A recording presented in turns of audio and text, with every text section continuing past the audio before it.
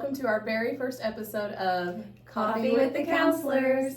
I'm Crystal Robinson, the 8th grade counselor here at Whitehouse Junior High. Hi, I'm Sarah Dillingham, and I am the 7th grade counselor at Whitehouse Junior High. Hi, I'm Kristen Williamson. I'm the 6th grade counselor at Holloway. And this is episode 1, and we are in September. So Kristen, tell us, what are our topics for today? Yeah, so first and foremost, welcome to Coffee with the Counselors. Again, we wanted to start this because we wanted a different way or another way to talk to our parents and to connect with our parents. So this is something we dreamed up and now we're here. So one of our topics is, what is our role as a school counselor, right? Like, what do we do? Why are we here? And then how do parents and students connect with us or connect with their campuses? And then how do we have those after school conversations, or how do we as parents connect with our kiddos? Yeah. Okay, so from there, I'm sorry. No, you're good. Yeah. All right, so from there, let's start with, what is the role of a school counselor? Yeah, so our role overall is just to be a resource for your students and for you. So we're here to support and to empower and to advocate for your students. Yeah. I think one of the biggest questions that we get is, how do I know what's happening at school? How do I stay in the know? So, Kristen, you want to share with us how parents stay in the know with their kids and what's going on their campus? Yes. So one of the biggest ways, I think, would be Parent Square. Every campus sends out a newsletter, and that'll tell you the happenings for your campus. So I think knowing all of that will help you be connected. But then also, Skyward Family Access is where it's the hub for your grades, for your attendance. Attendance also has your tardy information, but then also a lot of teachers utilize Google Classroom. So if you use your child's login, or you have your login for Google Classroom, however that looks for your family, but then also making sure you're looking at Skyward Family Access, checking grades, checking attendance, communicating with the school or teachers as necessary to see, if you have questions, what's going on. I think all of those platforms will help you stay in the know. I know we all have had or have children in the district, and so I check grades as often as I can, probably not often enough, but I do check all of those things when I can. But then also our children, like when your kiddos come home from their long school day, ask them, what's going on. Like, they are another resource beyond all the computer stuff that we have. Yeah. So then that leads me to, how do we talk to our kiddos after their school days and our days away? Once the family's gone off and done all the things and now we're all back together, how do we go about that, especially for our kids that are getting older? Yeah. I feel like our age group of kids, the preteen, teen years, beginning teen, is probably the hardest time to talk to your kids because they're becoming more independent. They are trying to find their own way more. And it's just harder to get them to share with us. And so I just want to encourage parents to keep that dialogue open with your kiddos, make it more of a conversation and not an interrogation, which I know is very hard to do. I challenge myself with that daily with my kiddos. But it might be easier to start the conversation by letting them into your world. Start the conversation with, hey, this is how my day went, and these are some of the things I did at work today or I did today. Why don't you share with me a little bit about what you did today? Tell me more about that.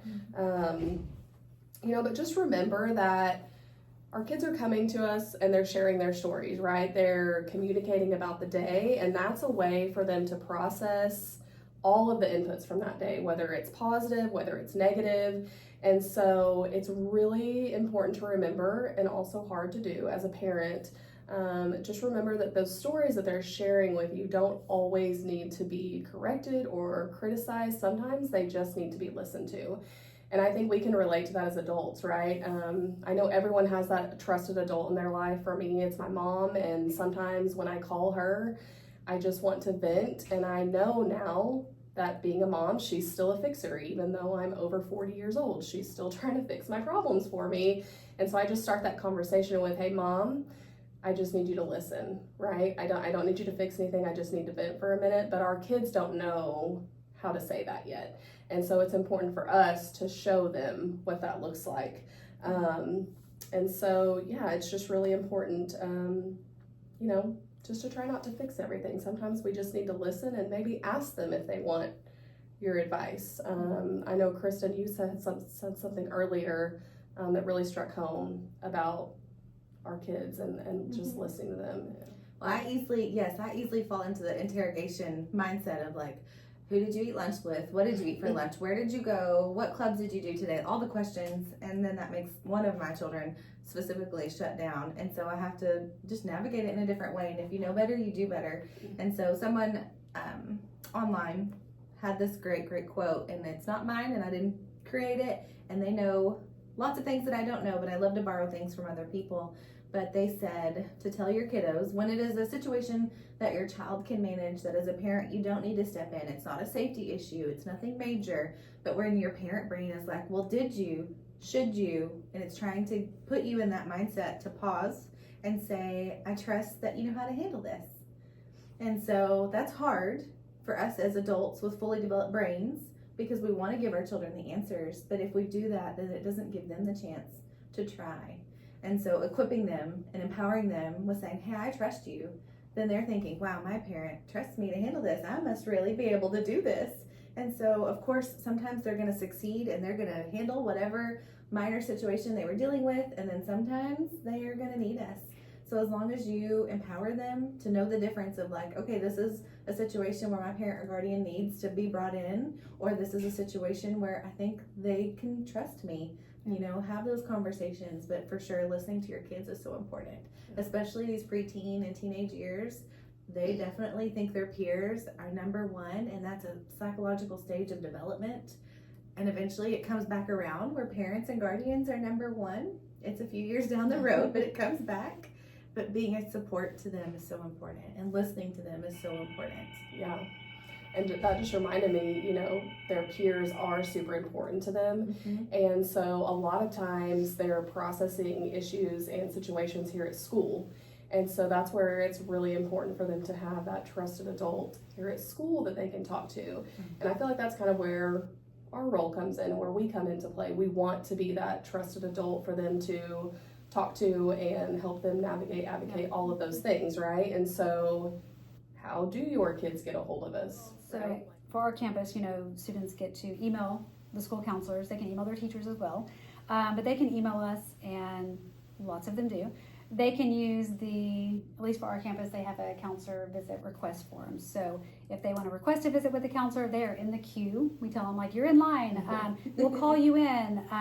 So they can fill out the form, which is a form for us and for the junior high students. We want them to fill that out so that we know they want to see us, and they could leave it blank as far as the specifics, or sometimes they may say, hey, it's a school issue. Hey, it's something that is peer related, or it's about my class, or I'm just having a tough day. And so those ups and downs are normal. And so, but we want to encourage them to reach out. And so there's different ways for them to reach out. The counselor visit form that they access, they can find it on the website. They can also find it through the Google Classroom that the counselors have set up for us.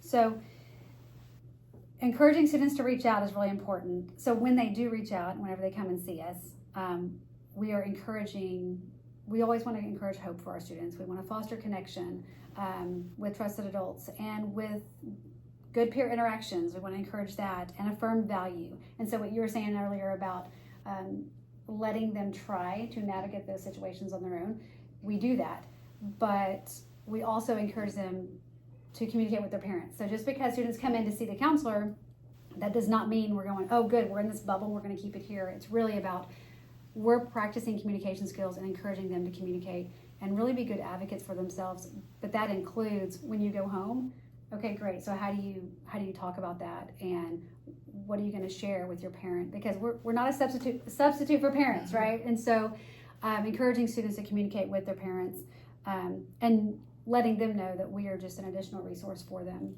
as they go about their day, because they are here for several hours in the day. So for sure. Yeah. And I'm going to add some more to that. So at the 6th grade level, our kiddos do not have access to their emails just yet, just developmentally. We're not ready for all that, so we wait until they're with you all before they get that. So they're able to do kind of the same thing. We have a Google form that they can access. We have a student version, a teacher version. So if a kiddo goes to their teacher and is like, hey, I need to see the school counselor, the teacher can just put in their name on that form, sends it to me, and I can add them to my list, my queue, kind of the same thing. If they see me in the hallway, see me at breakfast, see me anywhere on campus, they can say, add my name to your list. they can access me in any way, but parents can also call, email, Parent Square, all the things. So very similar. Yeah. And I think another thing is for sure making sure they're talking to their parents. They're using their resources at school and at home, right? But then also making sure they know all of these people are coming together to help me and I can help myself. I think that's so powerful for kiddos to know at any given place, I have my people. I have my tools, my resources to help me get through the day. So Yeah. that's what I want them to all learn. So Yeah, For sure. Yeah. that's great. Well, I think that's a great place to end on. So here's to strong coffee. supportive counselors. And even stronger parents. See you next time.